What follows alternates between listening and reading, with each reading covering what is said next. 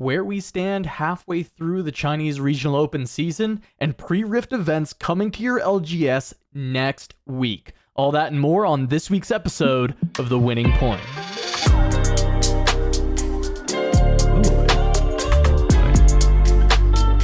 Here again. Guess who's back? Who am I? Back again. Drinking the cherry. You might be able to guess. Pastry's back. I don't think I can get like small enough to be a overzealous fan, but that's what Oh yeah. Yeah. But you can be small enough to fit on The Winning Point, episode Rude. number 32. We are back. What We are happened? here. Pastry's like, how long have I been gone? Seriously, that's what It was feels like. Origin spoiler season yesterday. Yeah. What happened? I'm still Annie's still good. Anyone? It's Does anyone been know? 45 years since we've seen Pastry That's what it time. feels like. Well, if you've just joined us for the first time, I'm Blevins. That is Casanova. And way over there I'm is back. Pastry Time. OG Hello. member here from time to time. It's always a pleasure.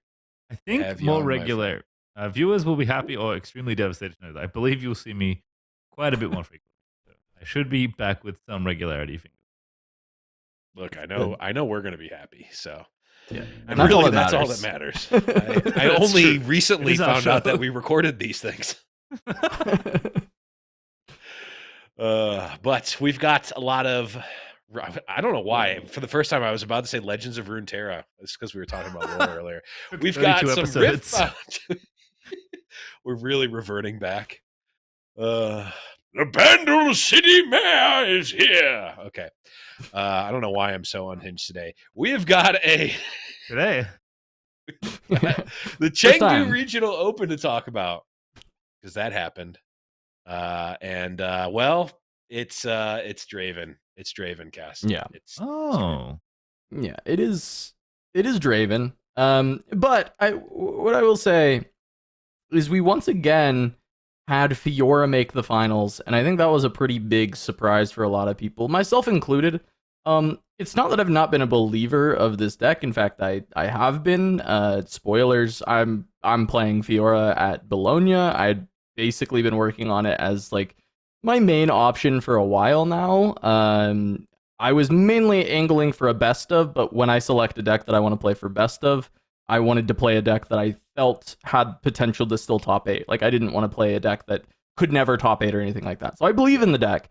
I do think back-to-back finals, though, is like overperforming what I would have expected for the deck, especially multiple styles of Fiora, what I would call kind of like standard Fiora in the first week. And now we've got Hook Fiora making the finals of this second week. And honestly, the ideas behind this Hook deck were incredibly impressive to me, and I think they make so much sense for fixing some of the issues with the Draven matchup.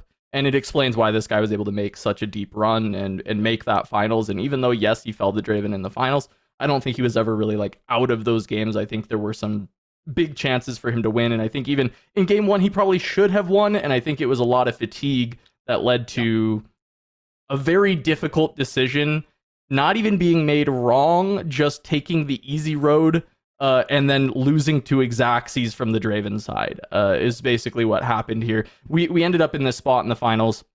Fiora is up like 7-2. He has the potential to go for the second Conquer. However, there's like 7 different permutations of cards that Draven can have. And I think Fiora can probably beat like 5 or 6 out of the 7 different options and just go for it. But he decides to go for the safer play that also requires, you know, he had been tanking a long time, and I think he just decided to make a play. Goes for the safer play of holding at the other side, just stacking like 22 might, what should have been safe in like 99% of situations. But Draven had exactly what he needed to actually be able to get over it. And because he's able to win that combat, Fiora could never get back on board and win the game. And I do think if Fiora wins that game, we might have a Fiora winner this time around. So it was an incredibly close series.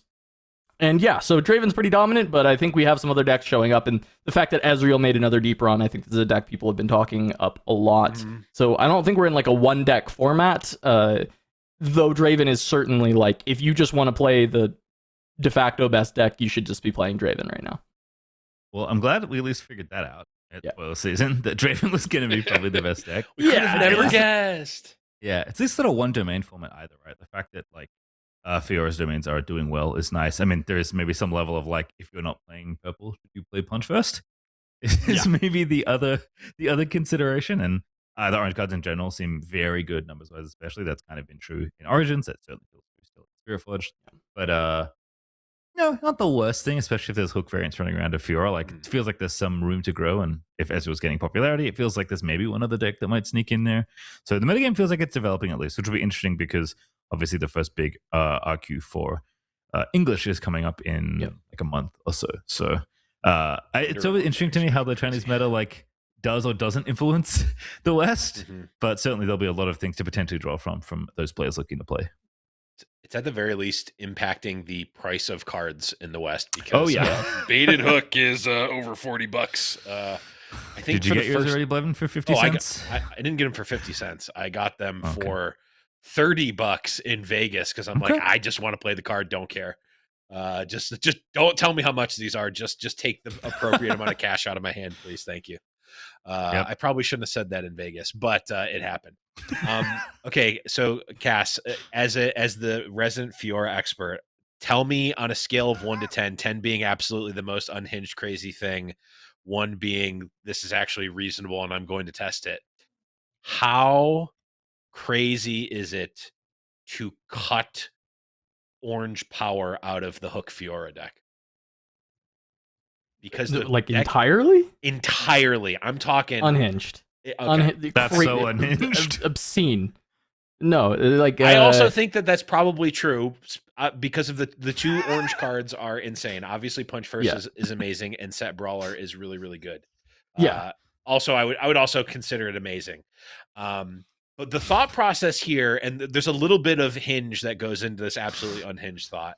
The deck is so yellow intensive. Like Fiora Worthy is honestly more of an engine to this deck than Hook is. It is the engine that makes the deck go in a lot of ways. So you need the yellow there. The other part to that engine is BF Sword, and then of course Baited Hook also using yellow. All yellow. So like we saw some instances where it was like, oh, they could maybe cascade here, ship all of their runes and just win. Don't have enough yellow because each BF Sword Fiora Worthy activation is 2 yellow, and there's only 7. So at most you could do I guess you could do 4 in a turn if you got a yellow. Like if you bottomed the yellow and then got one back off the top. But for the most part, that's it. And then obviously, like we saw games where Fiora player had 3 Punch Firsts in hand and like literally can't cast them in one turn. You end up. I was just playing around with this idea of like, is there an alternate route to go where you cut 2 of the best cards in the deck and make it more consistent? Yeah, I just wouldn't want to cut 2 of the best cards in my deck. And then the other thing is like you just use the orange power to pay for riposte as well, right? So it's because it's like multicolored. So like you end up like orange power ends up being fine. It's not like you end up like too flooded on it because when you do use it, you kind of dump it pretty quick. I also think that if you were to try and cut orange power from your deck, you're now cutting out your sideboard slots of being able to play things like Sabotage or being able to play Challenge. I even personally think Challenge should be a main deck card for this deck. So like I just don't. I just don't. I think it's completely unhinged. Okay. And I was like, I thought you were gonna ask me about Hook, and then you brought up the most crazy thing I've ever heard in my entire life. I feel like I'm in like almost on the other side when it comes to deck building. It's like I think, especially now that we've seen what Spiritforged has brought in terms of like giving you even more access to power with gold and giving you even more cards that want you to pay power. I think it's a feature, not a bug, right? You just have to commit to like, sometimes I'm going to like tuck 4 runes in a turn and it is simply the correct play to make. And you have to be planning and thinking, and like this is a skill issue that you now have to navigate. Like Origins kind of let us get away with like, oh, it's just kind of like a fun thing. We got completely like, no, this is like with it. This is a function of the resource system that you have to navigate. And I think sometimes you're gonna have your rune split break unfavorably, and I don't know, just unlucky. That's the price of playing powerful cards. And I'm sure it will get even more even more like severe as more cards get released. Yeah. I can't imagine them moving the opposite direction when it comes to power in the game. Oh, it is an amazing thing in this set. You are often having this one critical turn where you are tucking 4 to 6 runes. Like it is. Type. This is just always happening in games, especially with like Fiora, but also like Draven is doing it too. Like Draven is very frequently having this one critical turn where he's tucking as many runes as possible. So it definitely feels good. I wanted to call out, because I think I probably should have explained this. I mentioned that like, wow, Hook was such a great idea into Draven, and then I just did not elaborate as to why. And I'm sure our listeners would like to know, like, why. It's got so many cool things it can do. Yeah, anyway. Like why Hook is such a smart, like why this deck was, why I think this is so smart into Draven. The biggest thing about Draven, it's actually kind of like a simple concept, is just you need to deny combats. And so the point of Hook in this deck is not I'm accruing this like infinite value where I'm laddering my 2-drop into being a Draven that's 10 might. The point is that you are getting points, you're scoring, you're going in and you're conquering, and then you're denying Draven the combat by hooking your unit and killing it, and just replacing it with either, it might be the same unit, it might be slightly better, or best case, it's a Harness Dragon, and then you're killing something else, right? So there are like upsides. You're still, obviously you're going to construct your deck that the Hook, will give you upsides on occasion, but the main purpose, in my opinion, is that it is denying combat from Draven. I think another way that they're doing that is through the like Death Grip and through the like Hidden Blades. Like often he's hiding a Hidden Blade after moving in, and then like on his opponent's turn, it's like they can't really contest into the Hidden Blade, and so on the next turn he just flips the Hidden Blade, kills this guy, and draws cards, and then just continues on with his day, right? And I think Death Grip can do something similar. If you are holding both battlefields and they attack into one, you can just Death Grip the other just to get trades, so they don't have 2 combats to take. There's like a lot of different things that have really worked out with the way that this was constructed to kind of work decently into Draven, and Hook especially as a means to deny combat in a color that, or set of colors that really struggles to deny the combats. It's much better at creating combats. I thought was just very smart. And I mean, I'm probably playing Hook when it comes to Bologna because I've been testing it recently, and that's the matchup you need to shore up the most is Draven, and I think that it helps a lot against Draven. Can we talk about the Irelia deck for a second? This looks completely unhinged. Like, obviously the field is very Draven heavy, right? So like, you're presumably, I mean, again, as the Yasuo, their president, Yasuo player, I left, I guess, of the crowd. I mean, these colors very much appeal to me, but like, there are 5 2-drops in this deck, right? I'm counting that correctly? Like units? Yep. That's wild. This is basically just a combo deck. So, Pastry, I know you've been gone for a while. This is more units than most Irelia decks run. Yeah, What's happening? This is more. There's a lot that actually fully cut 2-drops. There are some that are on just like one play set of 2-drops, usually just like the Tide Turners. Personally, this is closer to what I prefer. I actually think that running some amount of 2-drops is a bit better. This is a little bit higher on copies of Draven. This is running 2 Dravens. Often we see 1 or 0, but usually if you're running 0, then you'd be playing like an extra Irelia Fervent. And then I do think the Stellacorn is worthwhile. I think that just getting the extra card draw is good. This is only on 2 copies. This is what I would say is honestly a relatively standard Irelia list, all things considered, for what we're seeing nowadays from this deck. I'm trying to see if there's anything that I think is extra spicy. I think maybe 3 main charm is not something that you're seeing all the time from this list. So I think it's kind of cool that they're going for that, but I also don't think that's like a weird thing to see. I think charm is still just a very powerful card. And this is a deck where you're going to buff something up aggressively, conquer, and then being able to use your runes to then kill something because you've already spent the buffs on the turn. Just makes a lot of sense. So I think maybe I'm surprised I haven't seen more 3 main charm in the past than anything. But usually the charms are just in some number in main and some number inside, and this is just kind of the decision to put all 3 in the main. Look what they did to Purple Yasuo, by the way. They just printed Purple Draven instead.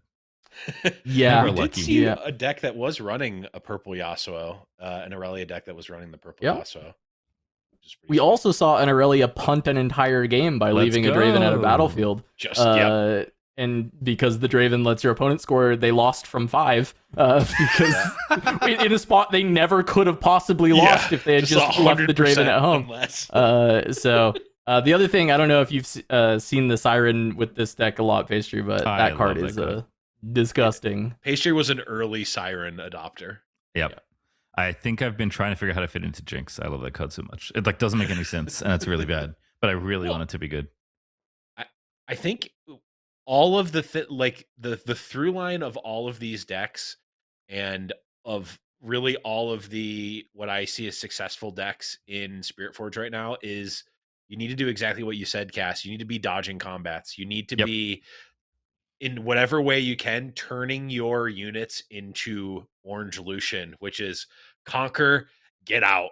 You cannot leave units. I mean, it was pretty much always bad to leave units stranded on battlefields if your opponent's just going to be able to take them, even in Origins, right? Like that was, I think, a pretty big beginner mistake that a lot of people grew out of, which is, I can get this point, I'm going to take it and go up to 3 points for absolutely no reason. I'm just going to throw away my resources and then wonder why I can't finish the game. That's a beginner mistake that people get out of. You get absolutely doubly punished now by Draven in every way because you're losing the material and they're gaining material, and all of their cards are so good already. So just it cascades out of control. So we're now seeing it's almost the bar to get on the ride is you need to be able to score 2 points a turn and also leave nothing on battlefields or to hold. I think the maybe not evolution, but the alternate route that you can go is to have these gigantic battlefields like Ornn that has 30 might, or we see the pivots mid to late game where it's like, I'm going to play 2 Ferris Forerunners on this battlefield, and now you can't get through this. You can have 1 push, it's fine. But I'm seeing decks pop up still that are like, I've got a bunch of 2-drops. I'm going to conquer 2 times a turn, and I'm just going to stay ahead. It's like, you are going to get run into the ground if you are trying to play like fair, like old Origins where you're just conquering aggressively, which sadly maybe means that my boy Sneaky Deckhand is no more for that reason, because you can't eat like in Annie you were able to just flash it back, fight or flight it back. Draven still draws the card. It's so disgusting. Just siren it back. It's chill. Give it assault. Cleave it in. Play Lux. Hold up. Yeah, but I mean, it's also just like the point that in this set, it does feel like there's also just a lot more access to either accelerate or just like being able to buff a small thing to get over the big thing. So even if they have any material at home, you just can't really feel confident that you're going to hold. And even if they have nothing at home, you also can't really feel that confident that you're going to hold. So you just have to be able to either defend it because you have the correct spells and energy that you're able to hold up, or you need to leave. And often you need to leave after you've just moved in on that same turn, which is why Lucian has been so amazing. But also that's where Hook comes in. That's where just like Ride the Wind comes in as well. There's just a lot of different ways that you're just not trying to stay at a battlefield, or Siren could come in as a way to move you back. And that maybe that's the sauce people are missing. Maybe Siren outside of Irelia, not even using it to combo, but just using it to deny combats from Draven is actually something that we need to move, you say. What if I told you we could move from the Legend Zone? Drew Yasuo actually could have some sauce for dealing with Draven. Green Yasuo is also pretty good against Draven. The big thing is on attack triggers are going to happen before anything action speed can be played. And so while Overzealous Fan will beat you, it can push you Unlucky. back. Fight or Flight or Rebuke from hand is not going to stop you from just like killing the Draven at the base and maybe preventing them from actually scoring off of that. So is Green Yasuo the truth? If I just shoehorn all of the things I like into the game, eventually we'll find the angle. We'll cherry pick the stat to make it sound good. If Yasuo was printed in Spiritforged, he would only cost 1 power. Am I right? Yeah, like, it'd be hype. There's no shot he costs double power. Like we've gone one set and it already looks embarrassing. Yeah, it costs 2 less energy, 1 less power. In Yone would do some signature he'd attack. Still be a 6/6, but I think one power is fair and balanced. Maybe, probably. I don't know. I think it's really strong. Yeah, he's really. I've been playing Yasuo at my Nexus nights. Like I've been playing the Mo list, and it's good. Like it was. I was actually going to play it at a skirmish. I didn't end up going to, but never lucky. Any love for Rat Ezreal in the chat? I was going to say, the name kills me. I love that name. Yeah, so the name really kills me.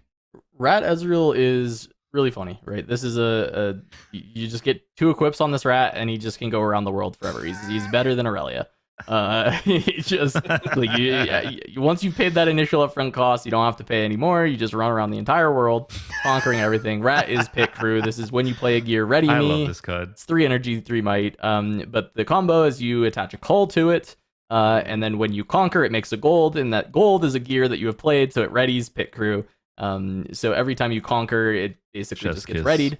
And then if you equip some little boots on there, some little booties, some little swifties, that's a 3 energy, gives +2 might and ganking as a gear. So you attach that to the pick crew, and now when it goes in and conquers, it readies itself, and then it has ganking. So then you go to the other battlefield and conquer and ready itself, and then you go home. The problem with pick crew is just that it is never going to be very high might. So it runs into issues against decks that are holding, and that's where you hope that as Ezreal, you're able to kind of mitigate that best you can with things like Rebuke or Fight or Flight or Frigid Touch. Like it's pretty good at trying to deal with some of the combat side of things. However, it is a big deck building cost. You're putting like 7 cards into the deck to try and play this combo, and then if you're drawing too many of those and not enough spells to actually enable it, then you can't actually push through the Dravens. However, the deck is pretty solid, and we saw it make the semifinals this week, and it had made, I think, a top 16 finish in the previous week, and it's looking pretty good. I think there's some other Ezreal decks out there that are not Rat Ezreal that may even be better, but it's hard to say, because in China they've been having success with this Rat version, and their meta is very Draven heavy, which should be the deck that actually can punish the Rat version the best, because it's really hard to break Draven's holds with this version of the deck. So I'm pretty interested in this list and seeing it tested more and more, because I'm not entirely convinced that it's the best version of Ezreal, but it certainly seems powerful. Yeah, I played a lot of pick Ari back in Origins, and I love the rats. This is significantly stronger than that deck was. I do kind of agree that like Ezreal as a shell seems so powerful that I'm not sure if this is exactly what we want to do, but like, I mean, we didn't even talk about Ezreal as a champion, but my goodness, that is so much filtering for such little cost. Like the things this deck, and I mean, maybe this domain in Spiritforged get to do are very powerful. So there's a lot of attractive things about playing Ezreal, which makes me sad, because I thought I was going to play this deck and it'd be horrible, and I at least get to draw cards, but it's actually good, and I still get to draw cards. And I don't know, I just want to be a hipster, I guess. You just want to play like bad decks. I can't be good, so I might as well be, like bad in a funny way. Yeah, there you go. Well, then just take the purple Ezreal, the seals, the call shot, and the stack deck, and put it in a purple deck that is no good. You know, play it in Yasuo or something. There you go. Let's go. Hold up. Yeah, I mean, even just looking at this deck, like, you probably don't need 3 copies. You probably don't need 3 copies of any of the combo pieces. Like, you really only need 1 rat. 1 rat does it all. If you can protect the rat, maybe 2. And same with Cull. Like, you don't want additional copies of Cull. And they only have 1 copy of the Boots of Swiftness anyway. Yeah. So problem is also, you have to open it sharp. Like turn 1. Yeah, if we had 2, this would be a different story for sure. Yeah. Because purple can like res stuff as well, so you could like reasonably like play 1. If you could tutor it into your bin, you could pick it up with like Morbid Return or Doggy or whatever. So but won't have that yet though. Yeah, exactly. One day, maybe. I don't know. They someday like don't want shuffling, but I feel like they might give up on that eventually and give us some tutors and things. Yeah, they probably will, but maybe it'll take a while. I kind of I don't, because I hate shuffling my deck. I do too. No, it's fine. I hate the fact that you technically need to shuffle the 2. Like, ever needing to shuffle 2 cards just makes me sick to my stomach. Like, oh, I cast stack deck. Let me shuffle the 2 cards. Do you want to cut like that? if you ever offer me to cut your stack deck cards, I'm just gonna stare at you. I offer to you every time, Blevins. Don't worry. Oh, I know, and I'm just gonna stick. We go to time in not game 1, in turn 1. It's funny Joe that I says hate you need to shuffling, make a and I game play only action, we decks that both need say lots of no. shuffling. But I don't know. Here we are. But yeah, that was Chengdu. We are going to Dalian. I probably got that. I probably ruined that. No, nailed it. I'm sure. One that nailed it. Next week. There we go. Yeah. Dalian. That sounds roughly correct. Which will be tomorrow if you're listening to this. When Tonight. it is released. Tonight. Yes, tonight. That's right. Tonight. Sheesh. It's tomorrow for me. Oh, yeah, Tonight that's true. for- That's right. Yeah, this will release. Yeah, you will. Yeah, okay. Because I'm What? a slacker and I just show up in the morning when I wake up. Yeah, but it'll be tonight. I guess we'll do our little preview, right? Like what we expect to see for this event. I will say, as much as Fiora has been awesome these 2 weeks, I do not expect it to make another final. I'm not surprised if there's 0 Fiora in the top 8, but I do think it'll still have a good like overall showing, and I think we might see even more Fiora show up in general. And then like its top 64 conversion be better, but I still don't expect the deck to perform equally to how it has in the last 2 weeks. It's basically been like one guy piloting Fiora insanely well both weeks in a row and just kind of carrying the deck all the way to the finals. And I think often it was more player diff than deck difference, even though the deck is like good enough to do this. It just like felt like they were outplaying in a lot of these spots. So I don't expect it to continue to always just like perform. Whereas, Draven obviously I think is always going to be at the top. I would not be surprised by another Draven victory. And I do think Ezreal is going to continue to ramp up, right? We saw first week it was only 10 Ezreals. That felt really underplayed. Last week it was 20 Ezreals. And I think we'll probably even see a few more Ezreals continuing to like grow over time. And that's kind of my expectation. Following the trend, it'll be 40 Ezreal. Yeah, exactly. 40 Ezreals. Over under in top 8, 5.5 Dravens. We had 5 this last top 8, so more or less than that. So first week was 4. Last week was 5. 5. I think we're gonna stay close to 5. I think 3 other decks kind of sneaking in is pretty reasonable.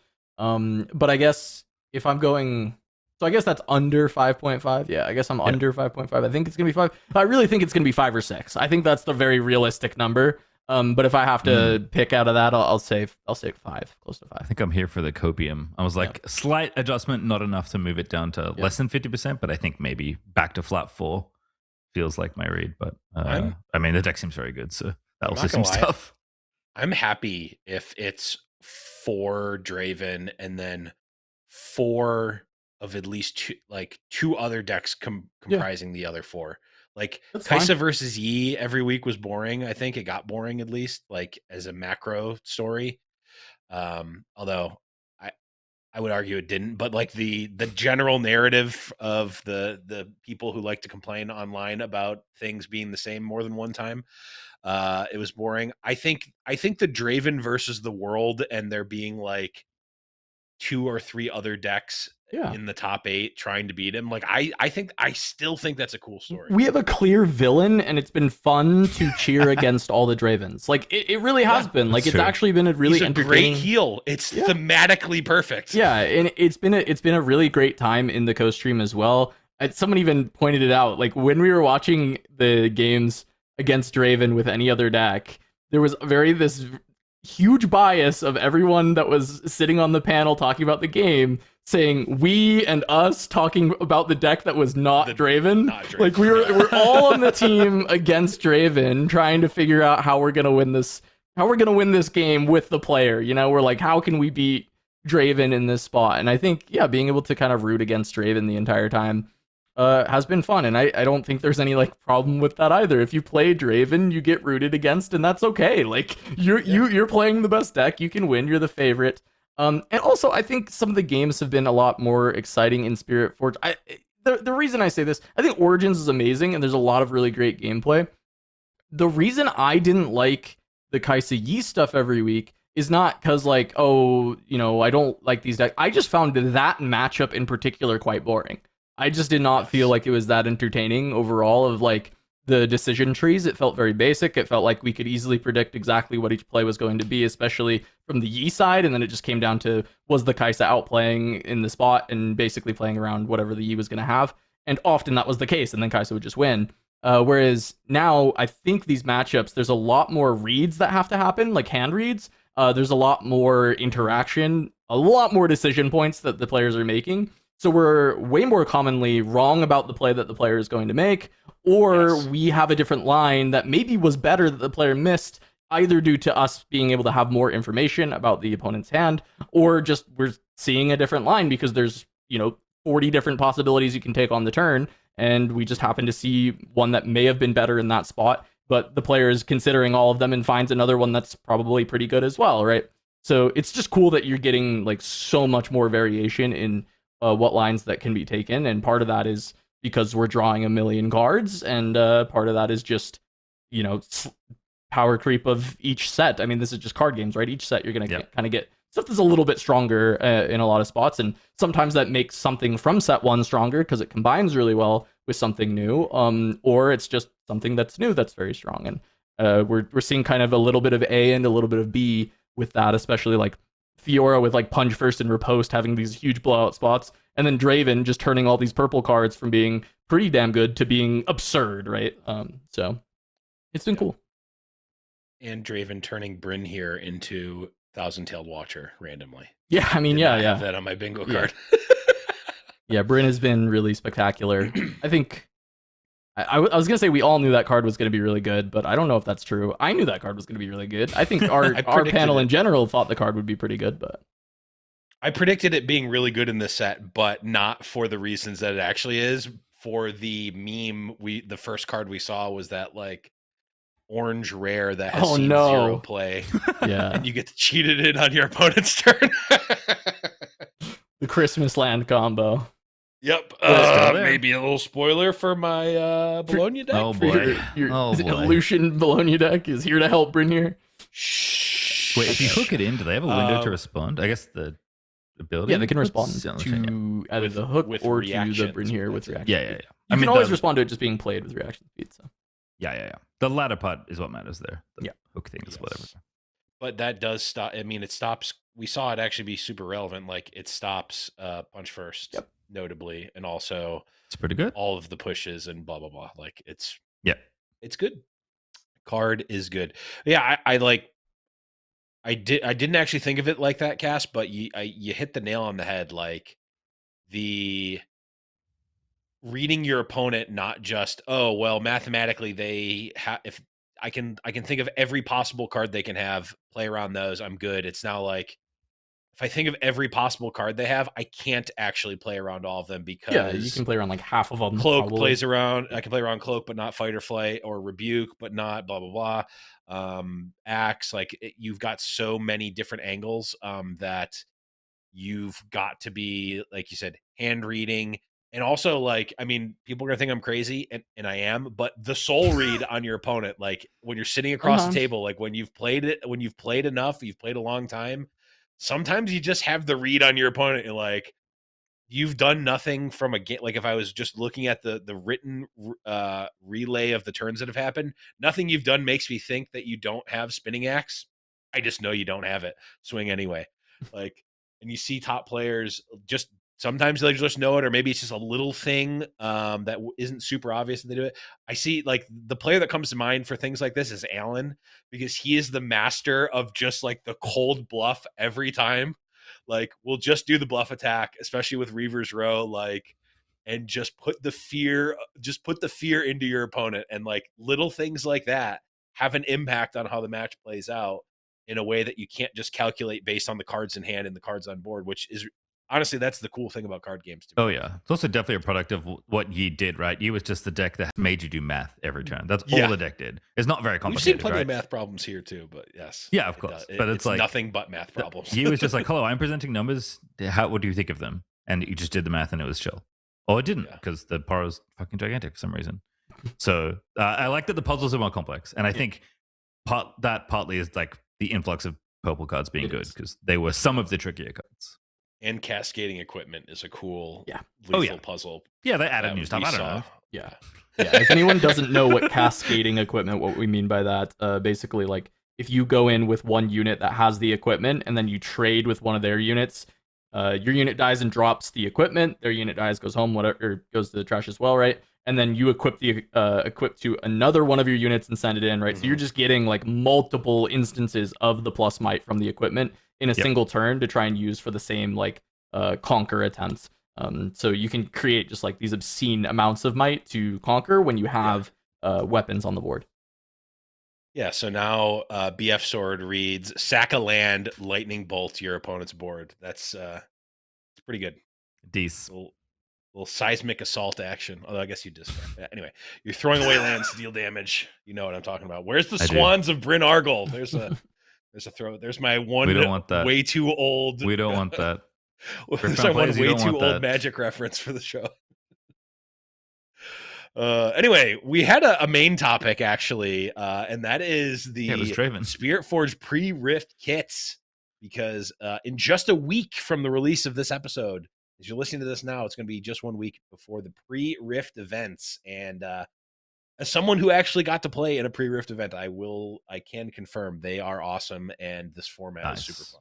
Yeah, it's cool, right? Like we talk about Spiritforged a lot. It feels like Spiritforged is already out, right? Because we're covering Chinese events. If you follow the channel, if you're following the co-streams, like yeah, Spiritforged has been out. We've been playing it, right? But now it's like we're actually 1 week away from being able to play some pre-rifts, actually get Spiritforged in our hands, and then from there, 1 more week to actually get all of our product and really start playing. But honestly, I mean, in my eyes, as soon as pre-release happens, like the set's out, right? Like you're there, you're actually playing, you're getting to play with the cards, and it's my favorite thing in other card games that I've played, like Fab pre-releases. I always loved. I actually even had played Magic pre-releases at one point. Like even though I didn't play Magic at all, I'd just give the cards to my friend and I would go play, and because I like limited, so it's definitely like a lot of fun to go do these. And so I thought, well, we'll maybe look through some of these kind of pre-cons that you can get. There's like 6 of them.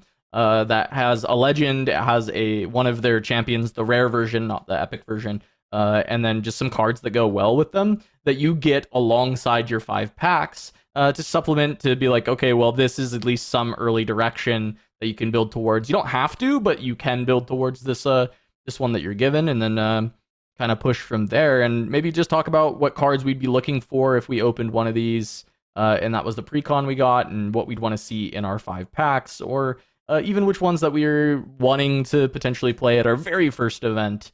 So let's take a look at some of these, starting with, I guess, the Ezreal coming through. You'd get the blue Ezreal, not the very sought-after purple Ezreal, as that is an epic.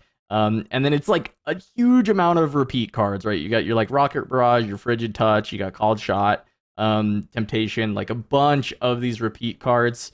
As well as cards that just target, getting like the Beast Below and the Windsinger as well. So when I'm looking at Ezreal, I feel like I immediately am going to want more of the like early drops for Ezreal, and then more removal and like Frigid Touches, right? Like I'm going to want to be constantly trying to set up the early game of like Plundering Poros to make gold, so that if I find more Called Shots, since I'm not going to have seals, like I want to be able to have gold so that I can actually cast Called Shots.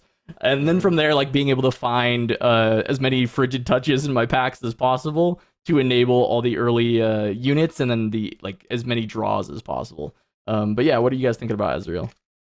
You get one of each, right? One of each card. Yeah, one of each that are shown in this. One thing that's not shown in those seeded packs is you do get a battlefield as well.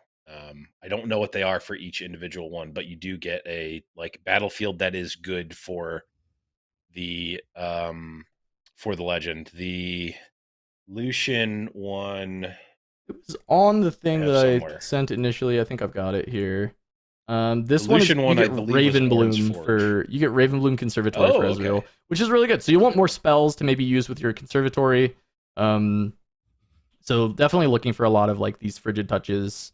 Trying to think like what other big cards I'd be looking for. I think in general, like when I think about how this set and like limited is performing, I imagine, like based on limited principles from other games, that like equipment probably or gear probably feels pretty good here. Things you can put Yeah. onto your units because you I can bet pump so. up any old silly unit, even like a little 2-drop, and just get going. Like we talked about cascading equipment already. Like that's going to be very powerful in these sorts of sets. Like typically, you're looking for ways to like either get repeated power and get some value, or removal. So anytime you can grab either of those things in your domains is going to make a lot of sense.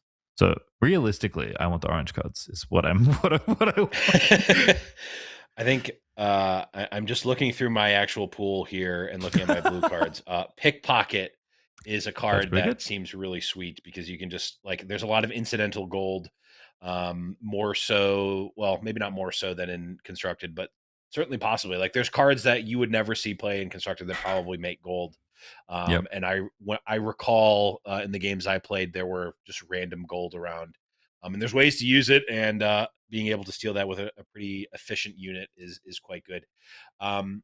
Equipment, definitely like. The biggest thing with equipment is the power cost, obviously, because it's not novel, especially if you're running 3 colors. Like my Lucian deck, I ended up completely cutting red. I played 0 Angie runes in my Lucian deck because I just could not, like, you can't have 3 colors of equipment in your deck, I don't think. It's tough because you're like running 4-4-4, and then like if you draw your equipment but you don't have the rune for it, it's like really bad. I mean, maybe you can, but I opted not to, and it felt quite good to not do that. But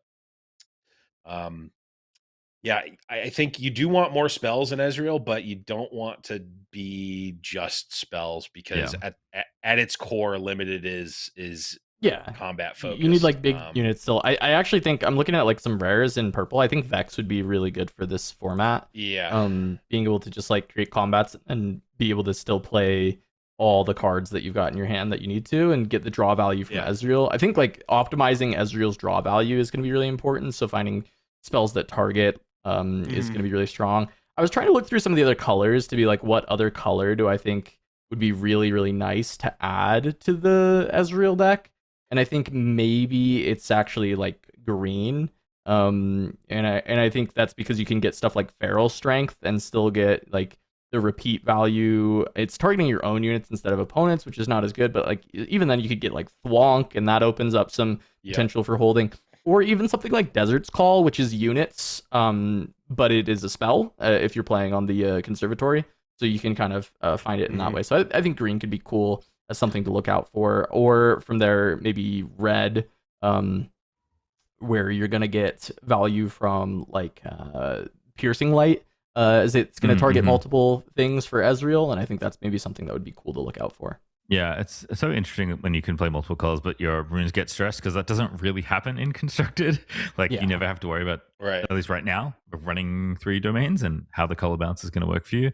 I actually was thinking like this is not specifically related to any of these, but like it would be cool to see with pre-seeded packs like this, even cards from other sets in the format, right?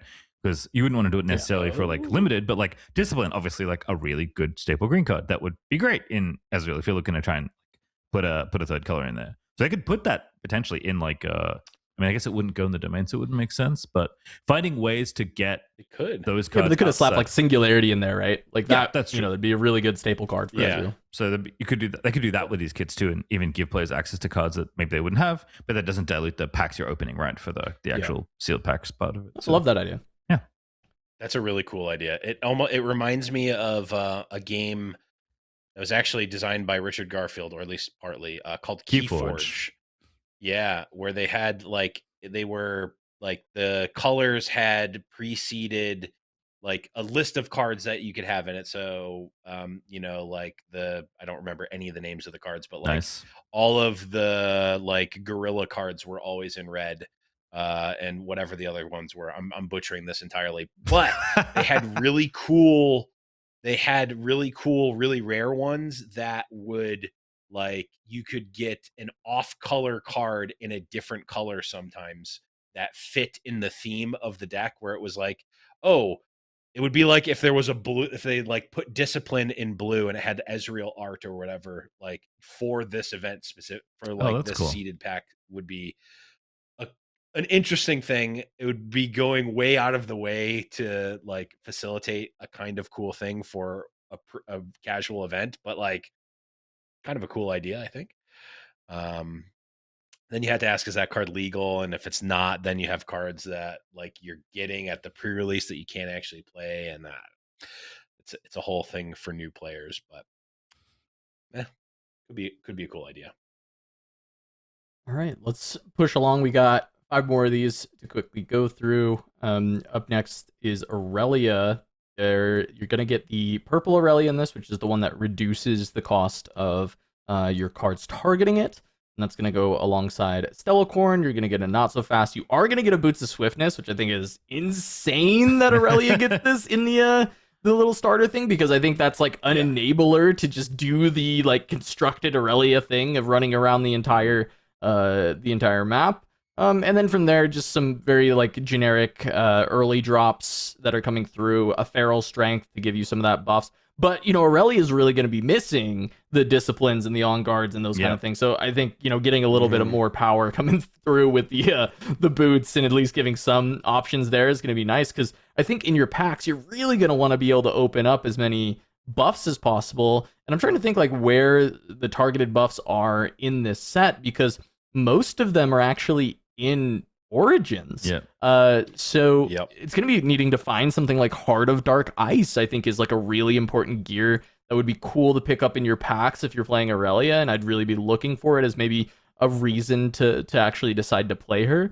And then maybe you need to be in like red and playing things like Against the Odds and Blood Rush as ways to actually target, because you're not going to find them as easily in your colors. But the nice thing with that red splash is Against the Odds and Blood Rush don't have power costs, so you could potentially play those, maybe even Angle Shot to equip and ready something. I think getting those kind of cards would be maybe the best angle for playing this Irelia. If you get her, is like looking for some of those red commons that are really going to help out and really beef up this deck quite a bit. Yeah, now let me cook. You can't open Pit Crew, but you can open Bubblebot and Experimental Hexsplit. Ooh. So you could make a unit of mech and then try and ready your mechs and see what happens. There you go. I'll point out another card that is really quite decent with Irelia, and I know this because it was really quite decent with Lucian for the same reason. Eye of the Herald in yellow. It's the 1-cost equipment with equip 1 yellow that says, when I move, play a 1 might recruit unit token here. If you're jumping around and moving around, you just leave a recruit everywhere you go. It worked really well with Orange Lucian. And I would imagine it works quite similarly with Irelia and company too. So, I mean, really any of the equipment are very good, because those, you know, that does count as a target. It is, again, power intensive, but unless you can pay your costs, you're able to, you are able to do the sort of constructed gameplay loop of go in, target, get out, which is great. But a lot of decks aren't going to be able to do that necessarily, or at least it's going to be a novelty to do it. So you do want to have just pound for pound a bit beefier of a unit in general, because you do, even if you're not playing against Draven and they're drawing a card every time they win a combat, you still don't want to be losing these combats for nothing. And equipment and larger units and interaction are all things that are going to help you not do that. Yep, I think another one that's like a very vanilla common card that could be good in Irelia, especially if you've got all these equips, is actually going to be Master Bingwen. He's just a 6/6 with Weapon Master, and I think that in this kind of format, getting just like a big unit that's coming down and not taxing your power when you want to be a deck that's playing gear is actually going to be something that's probably pretty strong in this format, because he comes down, he equips the gear. I'm not sure if that counts as a target. Yeah, it does. You may equip. You're still going to target him with the gear when you equip it, and then you should be able to ready him with Irelia. And I think that's kind of like a decent idea for, you know, commons that you're going to find, because when you're playing these events and you're opening the packs, oftentimes the colors you're looking at, it's the commons that you're going to need to really piece the deck together. So while there are some rares I would really look out for, this is a card that you should often be able to find and be able to utilize the effects. I think this is a good segue into Jax, actually, because all the things we're talking about, Jax gets to cheat out a bunch of them. Yes. And I feel like you just generally want to open the largest piece of equipment you can reasonably play. Because Jax basically lets you skip all of these problems we're talking about when it comes to like, oh, my domain and my power summit to equipment. It's like, no, Jax, just exhaust him. Yep. Energy, exactly, it's all which good. he can actually splash an equipment color, right? Like you could Genius. play purple and play Boots of Swiftness and Edge of Night, and you can play these and put 0 purple in your deck if you want, because Incredible. Jax can be the way to actually equip it. And he's already starting out with some, with a weapon master in the chefs, and potentially you can find more weapon masters and just kind of make it so you're never paying for the equipment. If you have weapon masters, plus you also have Jax, plus he starts with the green Jax, which gives quick draw, and so if you're playing it from hand, you're also not paying the power cost to equip it to anything because it's been giving quick draw. So there's a lot of ways that you can actually cheat any color equipment that you want if you are playing Jax, and I think that's super flavorful as the Grandmaster of Arms. But also it's really strong in limited to be able to play your splash color and utilize things that require power without playing any of that color's power, because then you can focus more on green and orange if that's what you want, or you don't, maybe you want green and your extra color and you play no orange but you still keep the Doran's Blade and you keep the X-Drinker or whatever you're playing there. And then you open all your packs, and every copy of Punch First you just slide on in. Exactly, right. As someone who did that, I can confirm that is quite good. In limited, it's so much harder to like respect it. Like, are you gonna respect Punch First every turn? Like, you can respect it a little bit, but once they play the first one, then you're like, okay, well, they probably only have one. And then I played against a Polish content creator, Sylvan. Shout out to Sylvan if you're listening to this. I won multiple games against him. You never play around Punch second. You really shouldn't.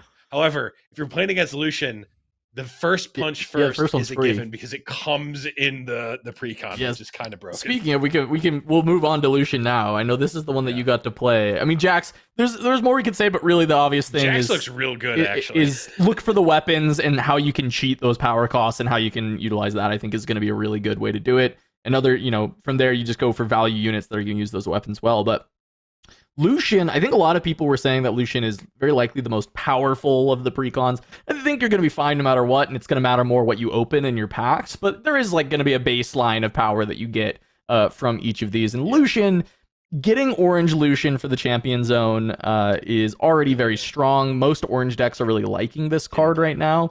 And then from there, you're getting Doran's Blade and Punch First to go alongside it. I think Gem Jammer being a really good combo piece for this deck is one of your 2-drops. Like, it's giving you a lot of really nice things, even some removal with Strike Down that you're able to leverage pretty easily. And then quite a few Weapon Masters that you're going to get to use. So Lucian makes a lot of sense. What were some of the highlights that you saw, Blevins, when you got to actually play with this precon and then finding cards from your packs? Yeah, you do get the Lucian that you can play as a chosen champion, but I can say if you open a signature Yone, you got to play that as your chosen champion, which I did. But in a less joking way, you do one thing that is not included in these pictures is every precon or every pre-riff kit gets the Yone Blademaster promo card, which at least according to Riot at the events said that we could play. I'm pretty sure that you can. They told us that we could play with these. Yeah, you so generally if they can. change the rules or the official rules are different. You didn't used to be able to back in the day. Like I couldn't play my Inkai Servant of Oni at my Betrayers of Kamigawa pre-release. I don't know. Fab usually lets you play with the promo ones, the cool promos that you get. In modern day Magic, you can. But you do get access to the Yone. So if you're playing orange, if you're playing a base orange deck, you do get Yone. And Yone was really very good. Card's so sweet, man. I want this to be good. Weapon Master is sweet. Weapon Master is sweet, and also just like again, you don't want to leave units stranded. Well, your units are stranded in base against Yone. Yeah. And if you want to leave units on the battlefield, well, he pretty thick. And if you're playing one of the orange decks, that means you have access to a lot of equipment, so you kind of just get to punish no matter what. Many of the games that I played against other orange decks felt like, who drops the Yone first, and holy crap, how am I going to deal with this? The answer was punch first at all occasions for me, but you got to be thinking about what you are going to do against Yone if you're playing against Orange, because you know that your they should have Orange one. players they will have one. Yeah. They'll have access to one. So They'll have access to one. Very critical difference. Whether or not they put it in the deck, that's Yeah. another thing. But they probably should. I've seen some very poorly constructed limited decks over my years, so I don't put anything past anyone. The things that I really liked with Lucian was obviously the equipment were quite strong. Getting units out early was good, because if you have your units and you can equip, like, you want to have enough units so that your equipment are relevant. If you have too many equipment and not enough units, the deck looks bad.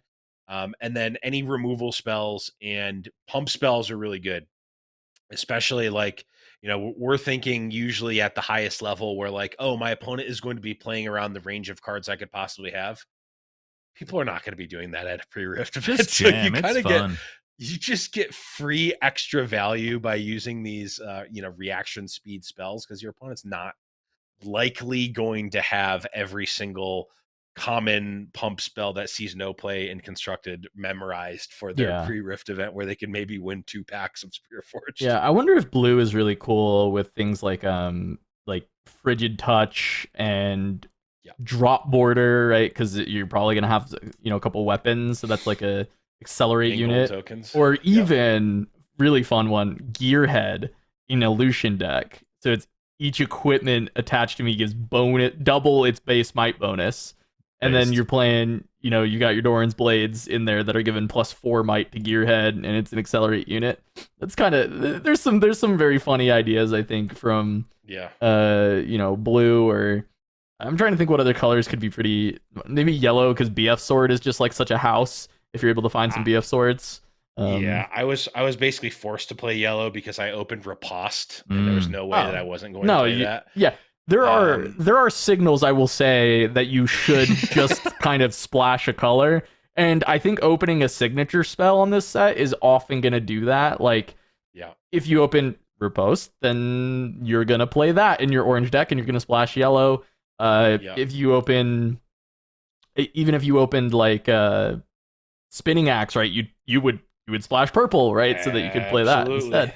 So I think there's a lot of really cool things like that. The first time I played Sealed, I was playing Volibear. I opened in a Cathian Rain. I splashed blue so that I could play a Cathian Rain in my Volibear deck, right? So I think you're often going to see that. And we haven't really brought up epics that much, but that's because, you're not always going to see an epic in your pre-rift kit. If you do see an epic, then you can start to think, oh, how can I build around this card? Like, what can I do for that? Because first of all, that's really fun. Secondly, generally they're pretty strong, especially comparatively to just like a deck full of commons. On that note, I would memorize all the signature spells too if you can. There's not too many of them, and it's relatively easy to think your opponent's probably going to have them, because, as you both said, that kind of informs your third color in a lot of cases. So if you can remember all the combinations and keep them in mind, you might be able to play around them every now and then, even though they're quite good. And it may just be too late, but at least something you can do for preparation going in. All right, the next I'm looking at the yellow cards that I played in my Lucian deck. And mostly, like I mentioned, the Eye of the Herald was super good. I played a Bonds of Strength, which is a pump spell. Drag Under is a removal spell. Royal Guard is actually a card that I really was quite impressed with. It's 4 energy, 2 might. When you play a 2 might Sand Soldier unit here. Just gives you 2 bodies, and if you're playing equipment, like, you can essentially divert your attacks across. And then Zon Punk was actually a really good, a really solid card that you can play without a power cost, that allows you to essentially sack one of you've got extra gold, or even an equipment that you're not using anymore. You can kill any gear with that. And if not, you just have a 3 might unit for 3, which is quite good. All right. We got just 2 more to go. We'll try and get through these pretty quickly. We've got Rek'Sai, which, looking at Rek'Sai's list, it looks like really good just value units, by the way. Her ability is already going to be good and limited because just more card advantage. where most decks usually have to like build their deck to gain card advantage with card draw. Rek'Sai is just like built into her legend ability. And they also give you the yellow Rek'Sai, which while it's not the better one, I think in constructed, in limited, it is just a big body with a value engine attached to it. So I think that's honestly pretty nice. And then from there, it's running like the hatchling to help you with looks off the top. As Perched Grimworm, which is just like a 4/5 body in limited. Yes, it has a condition on when you can play it. It has to be the turn you conquered, but that's going to be really nice. And then it's just a bunch of like good, efficient bodies that it gets to play and a BF sword in your baseline deck. So honestly, if you can find like an Under Titan or two, this deck is going to go absolutely insane because it's a smaller deck list as well, right? You're at 25 cards instead of 40. So if you can get any amount of Under Titans in your list, you're probably going to run over everybody, which is definitely cool to look out for in the rare slot. Yeah. The only potential issue I see with this deck is that you may end up leaving a bunch of units stranded. So you're going to have to make sure that you've got your equipment and the units that you're getting in this deck baseline are quite beefy. So that you might be able to mitigate that, but you're going to want some interaction on the back end or equipments to just make them really, really beefy. Yeah. You could see like green getting things like Thwonk. So that when they try and take back from you, you get to stun them, and then you run home, and you get to be the attacker on the next turn, which is where you want to be. Yeah. Bring a siren with you and sneak it into the pool. And hope no one that would be pretty good. Sadly, not allowed to do that. I will say, if you're like concerned about the complexity of the game and you're kind of showing up to have some fun, I hope you have an Rek'Sai, because it's very straightforward what you're trying to do here. Yeah. Just play big things and go to the battlefield. It seems very fun. All right, we saved the best for last. Renata, I think a lot of people probably think she's quite weak. And last, and I've got no further.